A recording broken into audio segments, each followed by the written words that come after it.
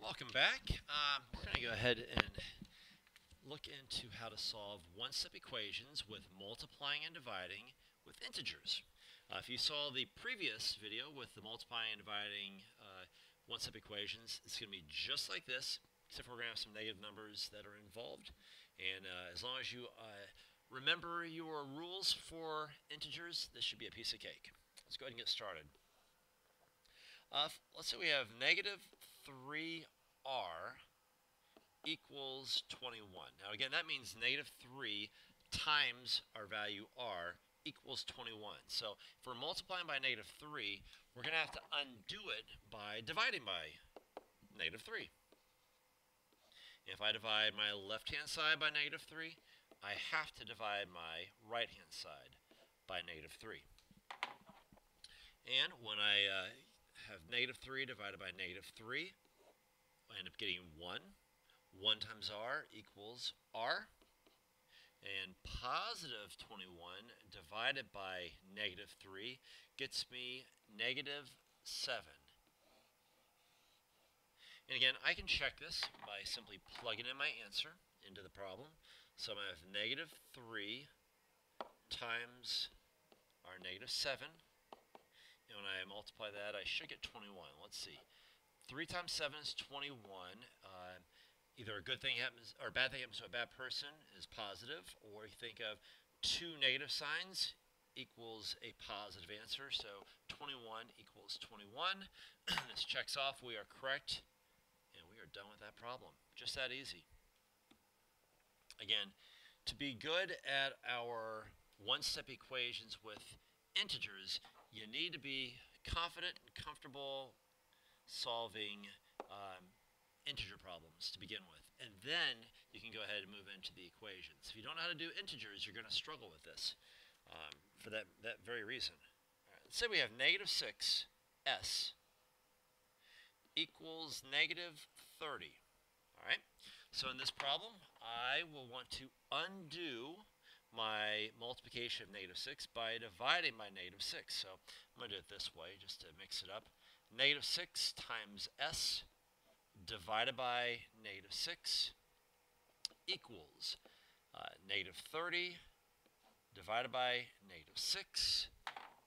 Okay, well, the negative 6's cancel each other out, leaving me with s. Negative 30 divided by negative 6 gets me positive 5. And again, I can check out my answer, make sure it's correct by over here, and I'll put negative 6 times my s value, which we say is 5. It should equal negative 30. Let's go ahead and figure that out. Well, negative 6 times positive 5 is negative 30, which equals negative 30. Now, at this point, you may be wondering to yourself, I don't know if I really understand the point of checking our answer, because I write down negative 6 times 5 equals negative 30, and you already say, oh, well, that's equal. I understand. What I'm trying to do is I'm trying to get you into the habit of first writing out the equation with the answer, what it should equal, and then solving to make sure they both sides are equal to each other. When we get to multi-step equations, that will make a little bit more sense, and you'll go, oh, I understand why you're doing that. But for right now, just kind of work with me, go through the steps, and we're going to develop ourselves some good habits when we get into multi-step equations. All right, let's try some division. Let's say I have n divided by negative 8 is equal to negative 48.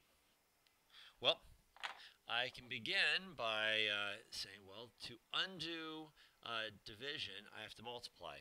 I'm going to go ahead and do it this way because I prefer this way. You can do it however you like. I like using in fraction mode, kind of. And so I'm going to divide by negative 8, so I have to undo by multiplying by negative 8. I'm going to put this as a fraction. And so I have negative 48 times negative 8, or negative 8 over 1. They mean the same thing. Now, these are going to cancel out and get us 1 and 1. And 1n equals n, and n will then equal, holy smokes, that's a really big number. I did that not the way I wanted to, so that's all good. Let's go ahead and we'll do negative 48, let's say 48 times our -8 over here. So I'm going to put times 8. This is 64. Carry the 6. 4 times 8 is 32. Plus our 6 is 38. So 384. Holy smokes, I did not mean to pick a number that big. Not sure what I was thinking there. But you know what? It's all good. And I guess we'll see. Sometimes you have equations that have big answers, and you're like, is this even correct? Well, we're going to go ahead and check it just to make sure. So we have n, which is 384, divided by our -8, equals -48. This should work out. Well, I'm going to go ahead and do the work to the side here. I'm going to put my 384 down here. I divide by 8, and it goes in here 4 times. 4 times 8 is 32. 8 minus 2 is 6. Bring down the 4. 8 times 8 would equal 64. Therefore, and this is a negative, therefore this will be a negative answer. So -48 does in fact equal -48. I apologize for the really big number. I will try to keep the next one a little bit more simple, just to keep you in the understanding part of this. I know it's kind of new, so we'll try one with a slight smaller number for our solution. Okay, let's say that we have x divided by 7 equals -3. I have a feeling this will be a much smaller answer. Well, I'm going to take my x divided by 7, and I'm going to multiply it by 7, or 7 over 1, because it's the opposite of dividing by 7 is multiplying by 7. Then I'm going to take my -3 times 7 over 1, and again, my 7's cancel, giving me 1 and 1. I have x left over, and -3 times 7 is -21. And I can check that answer by plugging it in. -21 divided by 7 equals -3. Well, -21 divided by 7 is in fact -3, which equals -3. And I have the correct answer. Tell you what, just so I don't leave anybody confused, I will do one more of the division problems, just to make sure you're understanding it with nice, simple numbers. All right, let's try for number 5. We're going to say m divided by -4 equals -4. Now, you may be thinking to yourself, hey, you just said you were going to try to confuse us. This looks really confusing. Well, it's not as confusing as you think it is. Let's go ahead and just work through it and see what happens. I'm going to take my m divided by -4. I'm going to multiply it by -4 over 1, since that's the opposite of dividing by -4. So over here, I'm going to have my -4 times -4. Again, you're probably, I completely lost. This is really confusing me. Stick with it, stick with it. It's not bad.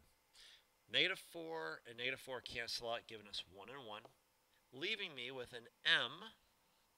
And -4 times -4 gets me 16. I can check my answer over here.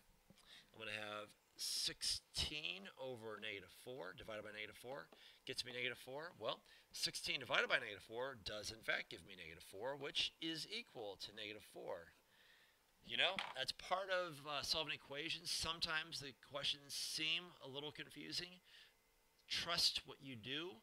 Trust what you've been taught, and you will do just fine. Until next time, have a fantastic day.